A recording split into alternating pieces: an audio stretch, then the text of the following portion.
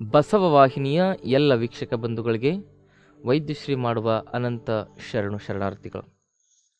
ಆತ್ಮೀಯರೆಲ್ಲರಿಗೂ ಬಸವ ಯೋಗ ಕಾರ್ಯಕ್ರಮಕ್ಕೆ ಸ್ವಾಗತವನ್ನು ಬಯಸ್ತಾ, ಈ ದಿವಸ ಈ ಲಿವರ್ನ ಸಮಸ್ಯೆಗಾಗಿ ಯೋಗ ಅಂತಕ್ಕಂಥದ್ರ ಬಗ್ಗೆ ಹಲವಾರು ಮಾಹಿತಿಗಳನ್ನ ಕೊಡ್ತಾ ಇದ್ದೀನಿ.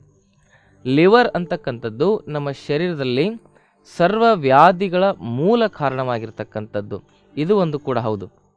ಅಂದರೆ ನಮ್ಮ ಶರೀರದಲ್ಲಿ ಮೆದುಳನ್ನು ಬಿಟ್ಟರೆ ಎರಡನೇ ಮೆದುಳು ಏನಾದರೂ ಇದ್ದರೆ ಅದಕ್ಕೆ ಲಿವರ್ ಅಂತ ಕರೀತಾರೆ. ಹಲವಾರು ಡಿಸಿಷನ್ಗಳನ್ನು ನಮ್ಮ ಶರೀರದಲ್ಲಿ ಆಗ್ತಕ್ಕಂಥ ಹಲವಾರು ಕ್ರಿಯೆಗಳಿಗೆ ಒಂದು ಡಿಸಿಷನ್ನ ತೆಗೆದುಕೊಳ್ತಕ್ಕಂಥದ್ದು ನಮ್ಮ ಲಿವರ್. ಇಲ್ಲಾಂದರೆ ಏನೇ ಒಂದು ಕೆಲಸ ಆಗಬೇಕಂದ್ರೂ ಕೂಡ ನಮ್ಮ ಮೆದುಳಿನ ಡಿಸಿಷನ್ ಬಹಳ ಮುಖ್ಯವಾಗಿರ್ತದೆ. ಈಗ ನನ್ನ ಕೈ ಮೇಲೆತ್ತಬೇಕಂದ್ರೆ ನನ್ನ ಮೆದುಳು ಕೈ ಮೇಲೆತ್ತಲಿಕ್ಕೆ ಸಹಾಯ ಮಾಡಿದ್ರೆ ಮಾತ್ರ ನಾನು ಕೈ ಮೇಲೆತ್ತಲಿಕ್ಕಾಗೋದು. ಅದು ಆದೇಶ ಮಾಡಿದರೆ ಮಾತ್ರ ನಾನು ಮೇಲೆತ್ತಲಿಕ್ಕಾಗೋದು. ಇಲ್ಲಾಂದರೆ ಮೆದುಳಿಗೂ ಮತ್ತು ಕೈಗೂ ಸರಿಯಾಗಿ ಕನೆಕ್ಷನ್ ಇಲ್ಲದೆ ಇದ್ದರೆ ನನ್ನ ಯಾವುದೇ ಚಲನೆಯನ್ನು ಕೂಡ ನಾವು ಮಾಡಲಿಕ್ಕೆ ಆಗಲ್ಲ. ಹಾಗೆ ಮೆದುಳಿನ ಭಾಗವನ್ನು ಬಿಟ್ಟರೆ ಇನ್ನೊಂದು ಅತಿ ಅದ್ಭುತವಾಗಿರ್ತಕ್ಕಂಥ ಒಂದು ಅಂಗ, ನಮ್ಮ ಶರೀರದ ಅಂಗಾಂಗಗಳಿಗೆ ಕಾರ್ಯ ಸೂಚನೆಯನ್ನು ಮಾಡಲಿಕ್ಕೆ ಇರ್ತಕ್ಕಂಥ ಅಂಗ ಅಂದರೆ ನಮ್ಮ ಲಿವರ್. ಆದರೆ ಆ ಲಿವರ್ನಲ್ಲಿ ನಾವು ಎಷ್ಟು ಕೊಳೆಯನ್ನು ತುಂಬಿಕೊಂಡಿದ್ದೇವೆ ಅಂದರೆ, ಇತ್ತೀಚೆಗೆ ನಾನು ಹೇಳ್ತಾನೆ ಇದ್ದೀನಿ, ನಮ್ಮ ದೇಶದಲ್ಲಿ ಕಾಯಿಲೆ ಬರ್ತಾ ಇರತಕ್ಕಂಥದ್ದು ಬಹಳ ಮುಖ್ಯವಾಗಿರ್ತಕ್ಕಂಥ ಕಾರಣ ಏನಂತ ಹೇಳಿದ್ರೆ, ನಾವು ತೆಗೆದುಕೊಳ್ತಾ ಇರತಕ್ಕಂಥ ಔಷಧಿಗಳಿಂದ. ಕಾಯಿಲೆ ವಾಸಿ ಆಗ್ಲಿಕ್ಕೆ ಔಷಧಿಗಳನ್ನು ತೆಗೆದುಕೊಳ್ತಾ ಇದ್ದೀವಿ, ಅದರಿಂದ ಕಾಯಿಲೆ ಬರ್ತಾ ಇದೆಯಲ್ಲ ಅಂತ ಹೇಳ್ತಾರಲ್ಲ ಇವರು ಅಂತ ನಿಮಗೆ ಆಶ್ಚರ್ಯ ಆಗ್ಬೋದು. ಹೌದು, ನಮಗೇನಾದರೂ ಕಾಯಿಲೆ ಬರ್ತಾ ಇದೆ ಅಂತ ಹೇಳಿದ್ರೆ ಅದಕ್ಕೆ ಮೂಲ ಕಾರಣನೇ ನಾವು ತೆಗೆದುಕೊಳ್ತಾ ಇರತಕ್ಕಂಥ ಔಷಧಿ. ಈಗ ಜ್ವರ ಬರ್ತದೆ, ಜ್ವರಕ್ಕೆ ಒಂದು ಸೈಕಲ್ ಇರ್ತದೆ, ಅಂದರೆ ಅದು ಇಷ್ಟು ದಿವಸ ಇರ್ತದೆ ಅಂತಕ್ಕಂಥ ಒಂದು ನಿಯಮಿತವಾಗಿರ್ತಕ್ಕಂಥ ಒಂದು ವ್ಯವಸ್ಥೆ ಇರ್ತದೆ. ಜ್ವರ ಬಂದರೆ ಯಾರಿಗೇ ಆದರೂ ಕೂಡ 7 ದಿವಸ ಇದ್ದೇ ಇರ್ತದೆ. ಅದಕ್ಕೆ ನಾವೇನು ಮಾಡ್ತೇವೆ, ಕೆಲವೊಂದಿಷ್ಟು ಔಷಧಿಗಳನ್ನ ತೆಗೆದುಕೊಳ್ತೇವೆ. ನೀವು ಔಷಧಿ ತೆಗೆದುಕೊಂಡ್ರೂ 7 ದಿವಸ ಇರ್ತದೆ, ಔಷಧಿ ತೆಗೆದುಕೊಳ್ಳದೇ ಇದ್ದರೂ ಅದು 7 ದಿವಸ ಇರ್ತದೆ. ಅಕಸ್ಮಾತಾಗಿ ಆ ಜ್ವರಕ್ಕಾಗಿ ಔಷಧಿಯನ್ನು ತೆಗೆದುಕೊಂಡು ಬೇಗ ವಾಸಿ ಮಾಡಿಕೊಂಡ್ರೂ ಕೂಡ ನಮ್ಮ ಶರೀರದಲ್ಲಿ ಹಾನಿ ಉಂಟಾಗ್ತದೆ. ಯಾಕಂದರೆ ಶರೀರದಲ್ಲಿ ಇರತಕ್ಕಂಥ ವೈರಸ್ಸನ್ನು ಸಾಯಿಸಲಿಕ್ಕೆ ಅಂತಲೇ ಮೈ ಬಿಸಿಯಾಗಿರ್ತದೆ. ಕೆಟ್ಟ ವೈರಸ್ಸನ್ನು ನಾವು ಬೇಗ ನಮ್ಮ ಶರೀರವನ್ನು ತಣ್ಣಗೆ ಮಾಡಿಕೊಂಡ್ರೆ ಜ್ವರದ ಮಾತ್ರೆಯನ್ನು ತೆಗೆದುಕೊಂಡು ಮತ್ತೇನಾಗುತ್ತೆ, ಆ ವೈರಸ್ಸು ಅಲ್ಲೇ ಇರ್ತದೆ, ಮತ್ತೆ ನಮಗೆ ತೊಂದರೆಯನ್ನು ಕೊಡಲಿಕ್ಕೆ ಪ್ರಾರಂಭ ಮಾಡ್ತದೆ. ಹಾಗಾಗಿ ನಾವು ತೆಗೆದುಕೊಳ್ತಾ ಇರತಕ್ಕಂಥ ಔಷಧಿಯಿಂದ ನಮ್ಮ ಶರೀರದಲ್ಲಿ ಮುಖ್ಯವಾಗಿ ಏನಾಗ್ತಾ ಇದೆ ಅಂತ ಹೇಳಿದ್ರೆ, ನಮ್ಮ ಲಿವರ್ನಲ್ಲಿ ಹೆಚ್ಚು ಆ ಕೆಮಿಕಲ್ಗಳು ಸ್ಟೋರ್ ಆಗ್ತಾ ಇದ್ದಾವೆ. ಯಾಕಂದರೆ ಯಾವುದೇ ರಾಸಾಯನಿಕ ಪದಾರ್ಥವನ್ನು ನಮ್ಮ ಲಿವರ್ ಹೊರಗಡೆ ಬಿಡಲ್ಲ. ದೇಹಕ್ಕೆ ಬೇಕಾಗಿರ್ತಕ್ಕಂಥ ಮುಖ್ಯವಾಗಿರ್ತಕ್ಕಂಥ ಅಂಶಗಳನ್ನು ಮಾತ್ರ ಅದೇನು ಮಾಡ್ತದೆ, ಹೊರಗಡೆ ಬಿಡುತ್ತದೆ. ದೇಹಕ್ಕೆ ಬೇಕಾಗಿರ್ತಕ್ಕಂಥ ಅಂಶಗಳು ಅಂತ ಹೇಳಿದ್ರೆ ವನಮೂಲಿಕೆಗಳು, ಗಿಡಮೂಲಿಕೆಗಳು, ನಿಸರ್ಗದತ್ತವಾಗಿ ಬಂದಿರತಕ್ಕಂಥ ಆಹಾರ ಪದಾರ್ಥಗಳನ್ನ ಏನೇ ತಗೊಂಡ್ರೂ ಕೂಡ ಅದು ಲಿವರ್ ಅಬ್ಸರ್ವ್ ಮಾಡಲ್ಲ. ಅನಿಸರ್ಗದತ್ತವಾಗಿರ್ತಕ್ಕಂಥ ಕೆಮಿಕಲೇಟೆಡ್ ಯಾವುದೇ ಪದಾರ್ಥವನ್ನು ನಾವು ತೆಗೆದುಕೊಂಡ್ರೆ ನಾವು ತೆಗೆದುಕೊಂಡಿರ್ತಕ್ಕಂಥ ಆ ಪದಾರ್ಥವನ್ನು ನಮ್ಮ ಲಿವರ್ ಏನು ಮಾಡ್ತದೆ, ಹಿಡ್ಕೊಳ್ತದೆ. ಯಾಕಂದರೆ ಇದರಿಂದ ಹಾನಿ ಉಂಟಾಗುತ್ತೆ ಅಂತ ಹೇಳ್ಬಿಟ್ಟು ಅದು ಹಿಡಿದು ಹಿಡಿದು ಹಿಡಿದು ಹಿಡಿದು ಹಿಡಿದು ಏನಾಗುತ್ತೆ, ಕೆಲವು ಸಂದರ್ಭದಲ್ಲಿ ಅದು ಜಾಸ್ತಿ ಆದಾಗ ಲಿವರ್ ಸೊರಸಿಸ್ ಆಗುತ್ತೆ. ನಾವು ಹಿಂದೆ ಏನು ಕೇಳ್ತಾ ಇದ್ದೀವಿ ಅಂತ ಹೇಳಿದ್ರೆ ಆಲ್ಕೋಹಾಲಿಕ್ ಲಿವರ್ ಸೊರಸಿಸನ್ನು ಕೇಳ್ತಾ ಇದ್ವಿ. ಈಗ ನಾನ್ ಆಲ್ಕೋಹಾಲಿಕ್ ಲಿವರ್ ಸೊರಸಿಸ್ ಜಾಸ್ತಿ ಆಗ್ತಾ ಇದ್ದಾವೆ. ಅದಕ್ಕೆ ಮೂಲ ಕಾರಣ ಅಂತ ಹೇಳಿದ್ರೆ ಈ ಔಷಧಿ ತೆಗೆದುಕೊಳ್ತಾ ಇರತಕ್ಕಂಥದ್ದು. ಒಂದ್ಸಲ ಲಿವರ್ ಸೊರಸಿಸ್ ಬಂತು ಅಂತ ಹೇಳಿದ್ರೆ ನಮ್ಮ ಜೀವನನೇ ನರಕ ಆಗಿಬಿಡ್ತದೆ. ಗೊತ್ತಾಯ್ತಲ್ಲ, ಲಿವರ್ನಲ್ಲಿ ಬಹಳ ತೊಂದರೆ ಆಗ್ತವೆ. ಅದಕ್ಕೆ ಹಿಂದೆ ಸರಾಯಿ ಕುಡಿದವ್ರಿಗೆ ಅದು ಸಮಸ್ಯೆ ಆಗ್ತಾ ಇತ್ತು. ಈಗ ಸರಾಯಿ ಕುಡಿದೇ ಇದ್ದವ್ರಿಗೂ ಕೂಡ ಈ ಸಮಸ್ಯೆ ಆಗ್ತಾ ಇದೆ ಅಂತ ಹೇಳಿದ್ರೆ ನಾವು ತೆಗೆದುಕೊಳ್ತಾ ಇರತಕ್ಕಂಥ BP ಔಷಧಿ, ಶುಗರಿಗೆ ಔಷಧಿ, ಹೃದಯ ಸಮಸ್ಯೆಗೆ ಔಷಧಿ, ಏನು ಎಷ್ಟೊಂದು ಔಷಧಿಗಳನ್ನು ತೆಗೆದುಕೊಳ್ತಾ ಇದ್ದೀವಿ ಅಂದರೆ ಆ ಔಷಧಿಗಳಿಂದ ನಮ್ಮ ಲಿವರ್ ಸಂಕಷ್ಟಕ್ಕೆ ಸಿಲುಕೋದ್ರ ಮೂಲಕ, ಯಾವಾಗ ಲಿವರ್ ಸಂಕಷ್ಟಕ್ಕೆ ಸಿಲುಕ್ತದೆ ಆವಾಗ ಇಡೀ ಶರೀರದಲ್ಲಿ ಶಕ್ತಿಯ ಕೊರತೆ ಉಂಟಾಗ್ತದೆ. ಹಾಗಾಗಿ ನೀವು ಮೊದಲು ತಿಳ್ಕೊಳ್ಬೇಕಾಗಿರ್ತಕ್ಕಂಥದ್ದು, ದೇಹಕ್ಕೆ ರಾಸಾಯನಿಕ ಔಷಧಿಗಳನ್ನು ಹಾಕೋದನ್ನು ಕಡಿಮೆ ಮಾಡಿ, ಅಂದರೆ ಮಾತ್ರ ನೀವು ಚೆನ್ನಾಗಿ ಬದುಕಲಿಕ್ಕೆ ಸಾಧ್ಯ ಆಗ್ತದೆ. ಈಗ ನಿಮ್ಮ ಲಿವರನ್ನು ಸ್ವಸ್ಥವಾಗಿ ಇಟ್ಕೊಳ್ಳಿಕ್ಕಾಗಿ ಹಲವಾರು ಯೋಗಾಸನಗಳನ್ನ ಅಭ್ಯಾಸ ಮಾಡಬೇಕಾಗುತ್ತೆ. ಆ ಯೋಗಾಸನಗಳು ಯಾವ್ಯಾವ ಅಂತ ಹೇಳಿದ್ರೆ ಸರಿಯಾಗಿ ತಿಳ್ಕೊಳ್ಳಿ. ನಿಮ್ಮ ಲಿವರ್ನ ಸಂಪೂರ್ಣವಾಗಿ ಸ್ವಸ್ಥವಾಗಿಡಲಿಕ್ಕೆ ಈ ಆಸನಗಳು ತುಂಬ ಬಹುಮುಖ್ಯವಾಗಿ ಸಹಾಯ ಮಾಡ್ತವೆ. ಹಾಗಿದ್ರೆ ಯಾವ ವಿನ್ಯಾಸವನ್ನು ಮಾಡಿದ್ರೆ ನಿಮ್ಮ ಲಿವರ್ ಚೆನ್ನಾಗಿರ್ತದೆ ಅಂತಕ್ಕಂಥದ್ದು ನಿಮಗೆ ಸರಿಯಾಗಿ ಗೊತ್ತಿರಬೇಕು. ಮೊದಲು ನೇರವಾಗಿ ನಿಂತ್ಕೋಬೇಕು. ನೇರವಾಗಿ ನಿಂತ್ಕೊಂಡ್ಮೇಲೆ ಎರಡೂ ಕೈಗಳಲ್ಲಿ ನಮಸ್ಕಾರ ಮುದ್ರೆ ಮಾಡ್ಕೋಬೇಕು. ದೀರ್ಘವಾಗಿ ಉಸಿರನ್ನು ತೆಗೆದುಕೊಳ್ತಾ ನಿಧಾನವಾಗಿ ಹಿಂದೆ ಬಾಗಬೇಕು. ನಿಧಾನವಾಗಿ ಉಸಿರನ್ನು ಬಿಡ್ತಾ ಕೆಳಗಡೆ ಬಾಗಿ, ಪಾದ ಹಸ್ತ ನಿಧಾನವಾಗಿ ಉಸಿರು ತೆಗೆದುಕೊಳ್ತಾ ಎಡಗಾಲನ ಹಿಂದೆ ತೆಗೆದುಕೊಂಡು ಬನ್ನಿ. ಉಸಿರನ್ನು ಬಿಡ್ತಾ ಅಧೋಮುಖ ಶ್ವಾನಾಸನ.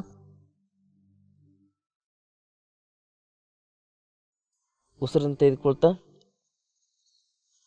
ದಂಡಾಸನ. ಉಸಿರನ್ನು ಬಿಡ್ತಾ ಶಶಾಂಕಾಸನ.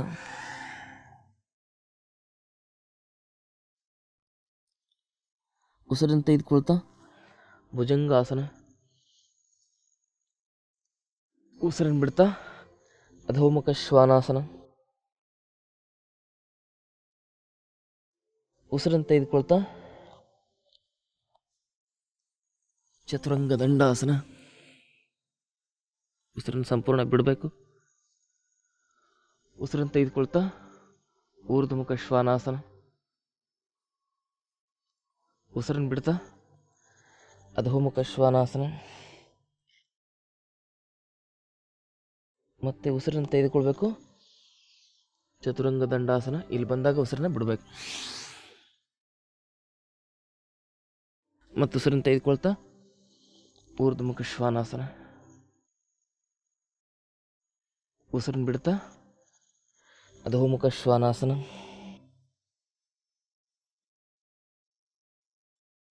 ಉಸಿರನ್ನು ತೆಗೆದುಕೊಳ್ತಾ ಭೂನಮನಾಸನ.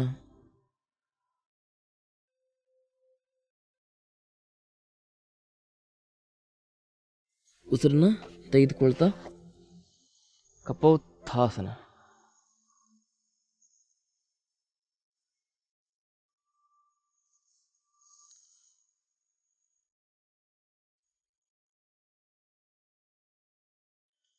ಉಸಿರನ್ನು ಬಿಡ್ತಾ ಅಧೋಮುಖ ಶ್ವಾನಾಸನ. ಮತ್ತೆ ಉಸಿರನ್ನು ತೆಗೆದುಕೊಳ್ತಾ ಭೂನಮನಾಸನ. ಉಸಿರು ಬಿಡಬೇಕು, ಮುಂದೆ ಬಾಗಬೇಕು.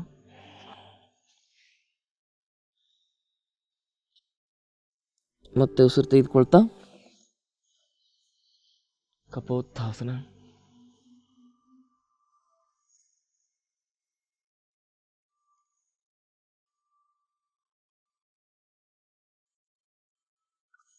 ಉಸಿರನ್ನು ಬಿಡ್ತಾ ಅಧೋಮುಖ ಶ್ವಾನಾಸನ.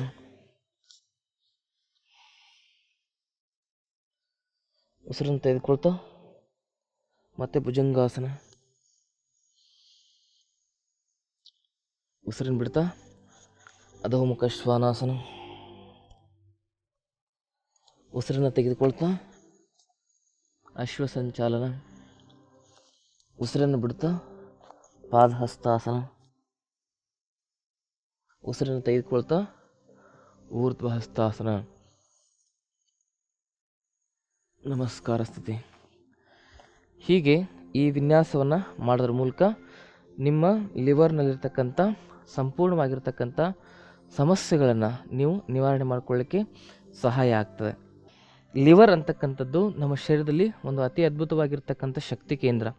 ಹಾಗಾಗಿ ಲಿವರ್ನ ಸ್ವಚ್ಛವಾಗಿ ಇಟ್ಕೊಳ್ಳಿಕ್ಕಾಗಿ ನಾವು ಬೆಳಗ್ಗೆ ಎದ್ದ ತಕ್ಷಣ ಉಷಾಪಾನ ಮಾಡ್ತಕ್ಕಂಥದ್ದು ಬಹಳ ಮುಖ್ಯ. ಬೆಳಗ್ಗೆ ಎದ್ದ ತಕ್ಷಣ ಅರ್ಧದಿಂದ 1 ಲೀಟ್ರ್ ನೀರು ಕುಡಿತಾ ಬಂದರೆ ನಮ್ಮ ಲಿವರ್ ಸ್ವಚ್ಛ ಇರ್ತದೆ. ಮತ್ತು ದಯವಿಟ್ಟು ನಿಮ್ಮನ್ನು ನಾನು ವಿನಂತಿಸ್ಕೊಳ್ಳೋದೇನು ಅಂತ ಹೇಳಿದ್ರೆ, ಟೀ ಮತ್ತು ಕಾಫಿಯನ್ನು ಯಾವತ್ತೂ ಕುಡಿಲಿಕ್ಕೆ ಹೋಗಬೇಡಿ. ರಾಸಾಯನಿಕ ಔಷಧಿಗಳು ಒಂದು ಕಡೆಗೆ, ರಾಸಾಯನಿಕ ಗೊಬ್ಬರಗಳಿಂದ ತಯಾರಿಸ್ತಾ ಇರ್ತಕ್ಕಂಥ ಧಾನ್ಯಗಳು ಒಂದು ಕಡೆಗೆ, ಇನ್ನೊಂದು ಕಡೆಗೆ ಈ ಟೀ ಕಾಫಿ ಇವೆಲ್ಲ ಸೇರಿ ನಿಮ್ಮ ಕಿಡ್ನಿ, ನಿಮ್ಮ ಲಿವರ್ನ ಸಂಪೂರ್ಣವಾಗಿ ನಾಶ ಮಾಡ್ತವೆ. ಹಾಗಾಗಿ ಯಾರು ಟೀ ಕಾಫಿಯನ್ನು ಕುಡಿತಾರೆ ಅವ್ರಿಗೆ ಶರೀರದಲ್ಲಿ ಸುಮಾರು 100ಕ್ಕೂ ಹೆಚ್ಚು ಕಾಯಿಲೆಗಳು ಬರ್ತವೆ. BP, ಶುಗರು, ಮೂಳೆ ಸವಿತ, ಹೃದಯದ ಸಮಸ್ಯೆ, ಕಿಡ್ನಿ ಸಮಸ್ಯೆ, ಇನ್ನೂ ಹಲವಾರು ಸಮಸ್ಯೆಗಳು ಜಾಸ್ತಿ ಆಗ್ತವೆ. ಹಾಗಾಗಿ ಟೀ ಕಾಫಿ ಅಂತಕ್ಕಂಥದ್ದು ಒಂದು ಮಾನಸಿಕ ರೋಗ, ಅದು ಗೊತ್ತಾಯ್ತಲ್ಲ. ಅದಕ್ಕೆ ಟೀ ಕಾಫಿಯನ್ನು ಬಿಟ್ಟು ನೀವು ಬೆಳಗ್ಗೆ ಎದ್ದ ತಕ್ಷಣ ಏನಾದರೂ ಕುಡಿಬೇಕಂದ್ರೆ ಲಿವರ್ಗೆ ಅತಿ ಅದ್ಭುತವಾಗಿರ್ತಕ್ಕಂಥ ಟಾನಿಕ್ಗಳಿದ್ದಾವೆ. ಲಿವರ್ನ ಸ್ವಚ್ಛ ಮಾಡಲಿಕ್ಕೋಸ್ಕರನೇ ಅತಿ ಅದ್ಭುತವಾಗಿರ್ತಕ್ಕಂಥ ಟಾನಿಕ್ಗಳು.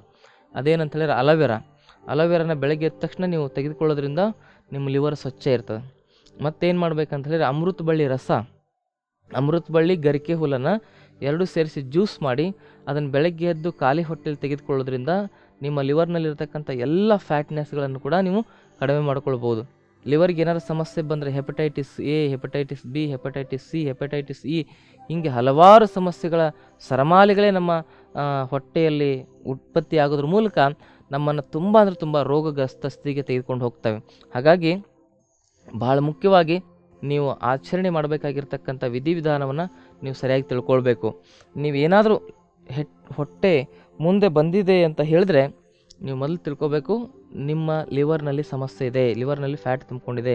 ಯಾರಿಗೆ ಹೊಟ್ಟೆ ಮುಂದೆ ಬಂದಿರ್ತದಲ್ಲ ಅವ್ರಿಗೆ 100% ಲಿವರ್ನಲ್ಲಿ ಫ್ಯಾಟ್ ತುಂಬಿಕೊಂಡಿರ್ತದೆ. ಇಂದಲ್ಲ ನಾಳೆ ಅವರಿಗೆ ಹೃದಯದ ಸಮಸ್ಯೆ, ಇಂದಲ್ಲ ನಾಳೆ ಅವರಿಗೆ BP ಸಮಸ್ಯೆ, ಇಂದಲ್ಲ ನಾಳೆ ಡಯಾಬಿಟಿಸು, ಇಂದಲ್ಲ ನಾಳೆ ಕೊಲೆಸ್ಟ್ರಾಲ್ ಪ್ರಾಬ್ಲಮ್ ಬಂದೇ ಬರ್ತದೆ. ಅದಕ್ಕೆ ಹೊಟ್ಟೆ ಸಪೂರ್ವಾಗಿರಬೇಕು.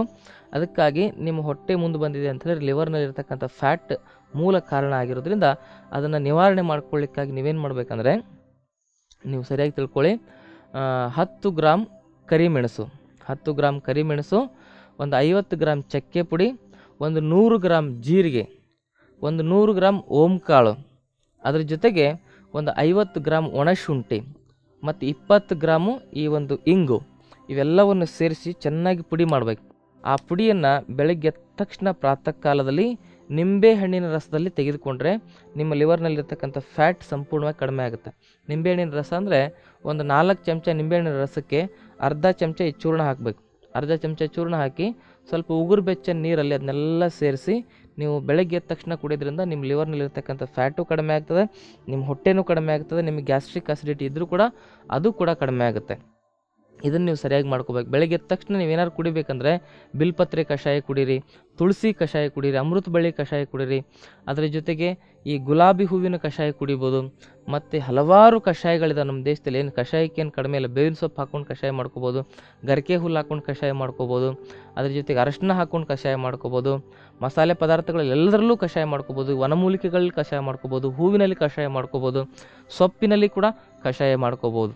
ಇವೆಲ್ಲ ಒಂದು ಕಷಾಯವನ್ನು ನೀವು ಪ್ರತಿನಿತ್ಯವೂ ಬದಲಾಯಿಸ್ತಾ ತೆಗೆದುಕೊಳ್ಳೋದ್ರಿಂದ ನಿಮ್ಮ ಲಿವರ್ನಲ್ಲಿರ್ತಕ್ಕಂಥ ಎಲ್ಲ ಸಮಸ್ಯೆಗಳನ್ನು ಕೂಡ ನೀವು ನಿವಾರಣೆ ಮಾಡ್ಕೊಳ್ಬೋದು. ಹಾಗಿದ್ರೆ ಲಿವರಿಗೆ ಸ್ವಚ್ಛತೆಯನ್ನು ಒದಗಿಸ್ತಕ್ಕಂಥ ಇನ್ನೊಂದು ಯೋಗದ ವೇರಿಯೇಷನನ್ನು ನಾವು ಮಾಡೋಣ. ಅದನ್ನು ಹೇಗೆ ಮಾಡಬೇಕು ಅಂತಕ್ಕಂಥದ್ದನ್ನು ಈಗ ನೋಡಿ. ನೇರವಾಗಿ ನಿಂತ್ಕೋಬೇಕು, ತಲೆ ಕುತ್ತಿಗೆ ಬೆನ್ನುಹುರಿ ನೇರವಾಗಿರಬೇಕು. ಏಕಂ ಊರ್ಧ್ವ ಹಸ್ತಾಸನ, ದ್ವೇ ಪಾದಹಸ್ತಾಸನ, ತ್ರೀಣಿ ಭುಜಂಗಾಸನ, ಚತ್ವಾರಿ ಮಂಡೂಕಾಸನ. ಉಸಿರು ಬಿಡಬೇಕು. ಪಂಚ ಮತ್ತೆ ಉಸಿರು ತೆಗೆದುಕೊಳ್ತಾ ಭುಜಂಗಾಸನ. ಶಟು ಉಸಿರು ಬಿಡ್ತಾ ಅಧೋಮುಖ ಶ್ವಾನಾಸನ. ಸಪ್ತ ಮತ್ತೆ ಉಸಿರು ತೆಗೆದುಕೊಳ್ತಾ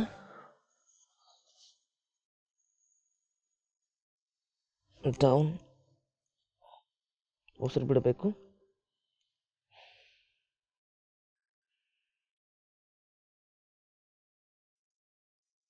ಡೌನ್ ಆಗ್ಬೇಕು ಪೂರ್ತಿಯಾಗಿ.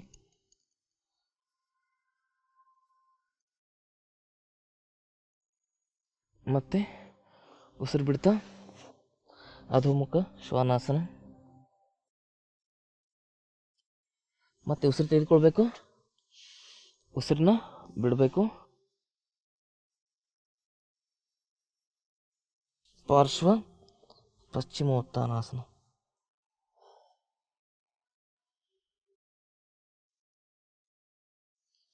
ಮತ್ತೆ ಉಸಿರು ತೆಗೆದುಕೋಬೇಕು, ಉಸಿರು ಬಿಡಬೇಕು. ನಿಮ್ಮ ಉಸಿರಾಟದ ಕಡೆಗೆ ಹೆಚ್ಚು ಗಮನ ಹರಿಸಬೇಕು. ದೀರ್ಘವಾಗಿ ಶ್ವಾಸ ಪ್ರಶ್ವಾಸ ಮಾಡಿ. ಈ ರೀತಿಯಾಗಿ ಹೊಟ್ಟೆ ಭಾಗವನ್ನು ಆಕುಂಚನ ಮತ್ತು ಪ್ರಸಾರಣ ಮಾಡ್ಕೋಬೇಕು.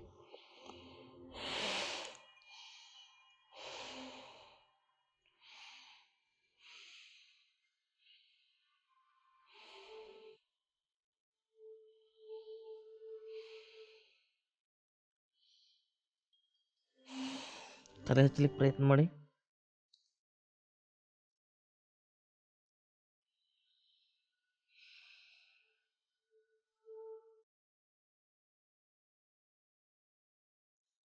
ದ್ವಾದಶ, ಮತ್ತೆ ಉಸಿರು ತೆಗೆದುಕೊಳ್ತಾ ಭುಜಂಗಾಸನ ಮಾಡಿ. ತ್ರಯೋದಶ, ಮತ್ತೆ ಉಸಿರು ಬಿಡ್ತಾ ಅಧೋಮುಖ ಶ್ವಾನಾಸನಸ್ಥಿತಿಗೆ ಬನ್ನಿ. ಚತುರ್ದಶ, ನಿಧಾನವಾಗಿ ಉಸಿರು ತೆಗೆದುಕೊಳ್ತಾ ಅಶ್ವ ಸಂಚಲನ. ಪಂಚದಶ, ಉಸಿರು ಬಿಡ್ತಾ ಪಾದಹಸ್ತ. ಷೋಡಶ, ಉಸಿರು ತೆಗೆದುಕೊಳ್ತಾ ಊರ್ಧ್ವಹಸ್ತ. ನಮಸ್ಕಾರ ಸ್ಥಿತಿ. ಪ್ರತಿಯೊಂದರಲ್ಲೂ ಉಸಿರಾಟದ ಕಡೆಗೆ ಸರಿಯಾಗಿ ಗಮನ ಹರಿಸಬೇಕು. ಇನ್ನೊಂದು ಸರಿ ನೋಡ್ಕೊಳ್ಳಿ. ಏಕಂ, ಉಸಿರು ತೆಗೆದುಕೊಳ್ತಾ ಊರ್ಧ್ವಹಸ್ತ. ದ್ವೇ, ಉಸಿರು ಬಿಡ್ತಾ ಪಾದಹಸ್ತ. ತ್ರೀಣಿ, ನಿಧಾನವಾಗಿ ಎರಡು ಕಾಲು ಒಂದೇ ಸರಿ ಜಂಪ್ ಮಾಡಬೇಕಾಗುತ್ತೆ. ಹೀಗೆ ದ್ವೇ, ತ್ರೀಣಿ, ಚತ್ವಾರಿ, ನಿಧಾನವಾಗಿ ಉಸಿರು ಬಿಡ್ತಾ ಮಂಡೂಕಾಸನ. ಪಂಚ, ನಿಧಾನವಾಗಿ ಉಸಿರು ತೆಗೆದುಕೊಳ್ತಾ ಭುಜಂಗಾಸನ. ಷಟು, ನಿಧಾನವಾಗಿ ಉಸಿರು ಬಿಡ್ತಾ ಅಧೋಮುಖ. ಸಪ್ತ, ನಿಧಾನವಾಗಿ ಉಸಿರು ತೆಗೆದುಕೊಳ್ತಾ ಪಾರ್ಶ್ವಪಾದಾಂಗುಷ್ಟಾಸನ ಅಥವಾ ಪಾರ್ಶ್ವ ಪಶ್ಚಿಮೋತ್ಥಾನಾಸನ.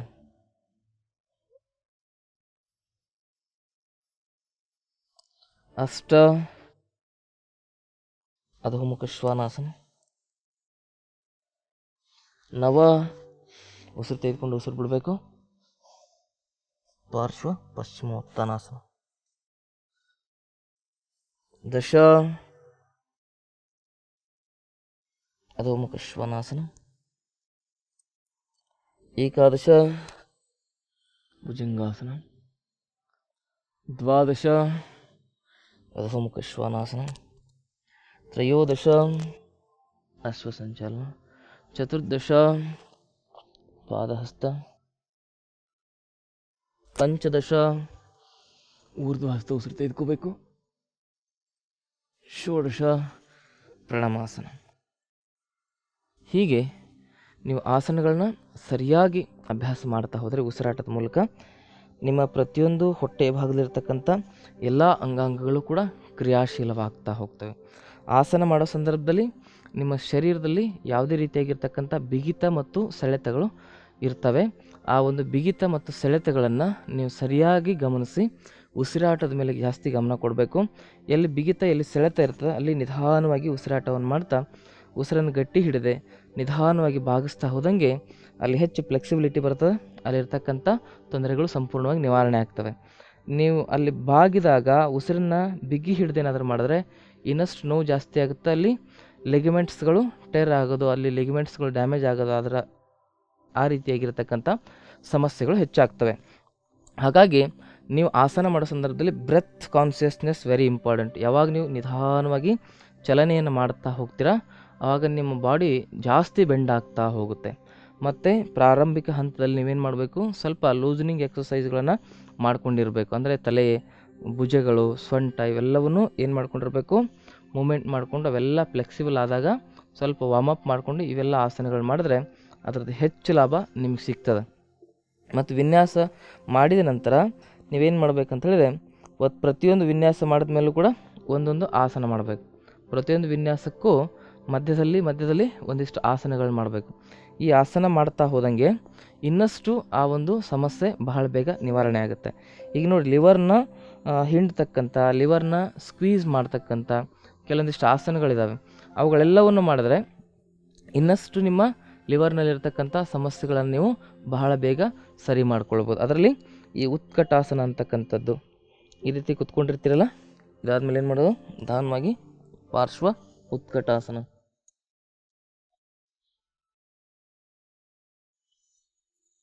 ಈ ರೀತಿ ಸಂಪೂರ್ಣವಾಗಿ ನಿಮ್ಮ ಹೊಟ್ಟೆ ಭಾಗಕ್ಕೆ ಇದರಿಂದ ಏನಾಗ್ತದೆ, ವ್ಯಾಯಾಮ ಸಿಗ್ತದೆ.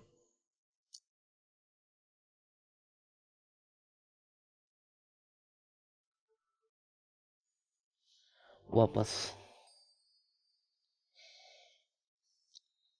ಈ ರೀತಿ ಉತ್ಕಟಾಸನದಲ್ಲಿ ಕುಳಿತುಕೊಳ್ಬೇಕು. ನಿಧಾನವಾಗಿ ನಿಮ್ಮ ಬಲಗೈನ ಎಡಗಾಲಿನ ಹೊರಗಡೆ ಈ ರೀತಿ ಇಡಬೇಕು. ಕೈ ಮೇಲೆ ವಾಪಸ್. ಪಾದಹಸ್ತ ಕತ್ ಮೇಲೆ ಮತ್ತೆ ಕೆಳಗೆ, ಮೇಲೆ ಕೆಳಗೆ, ಮೇಲೆ ಕೆಳಗೆ. ನಿಧಾನವಾಗಿ ಮೇಲೆ ಬನ್ನಿ. ನಮಸ್ಕಾರ ಸ್ಥಿತಿ. ಹೀಗೆ ಅಭ್ಯಾಸ ಮಾಡ್ತಾ ಹೋಗಬೇಕು.